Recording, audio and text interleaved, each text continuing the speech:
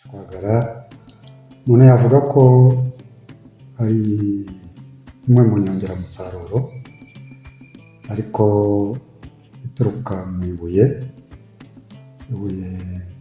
bita ngo ni taraverite rigenda rivunguka rigatanga iyo nyongeramusaruro yitwa ngo ni ishwagara.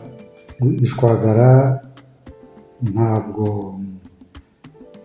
ari ifumbire mvaruganda cyangwa se ifumbire mborera, ariko ni kimwe cy'ibanze mu nyongeramusaruro gifasha gukosora bwa busharire mu butaka, bigatuma noneho andi mafumbire ashobora gukora, yaba ari ifumbire mvaruganda yaba ari imborera, ku buryo noneho iyo ubishizemo kubera ko bwa busharire bwagabanutse, ni ukuvuga haba wavanyemo ya myunyu ya aluminium ituma iyindi myunyu igihingwa kidashobora kuyifata.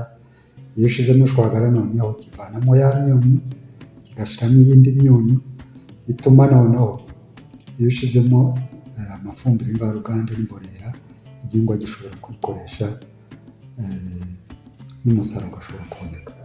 Uruhare rwayo runini mu gukosora kugira ngo ubutaka noneho bugire uburyo bwo gushobora gufata indi myunyu, ishobora gufata imyunyu iva mu mafumbire mvaruganda ariko n'imborera gutyo, kuko imborera kuko nayo iri kubora igenda itanga n'indi myunyu.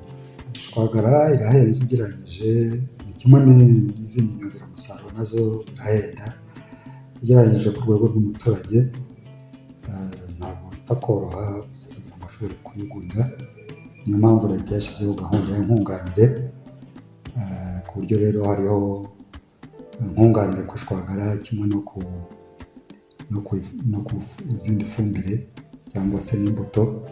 Ku ishwagara rero hariho inkunganire ya 50%, leta ishyiramo amafaranga ku buryo umuhinzi ashobora kuyigura ku giciro kuri 50% y'igiciro cyayo.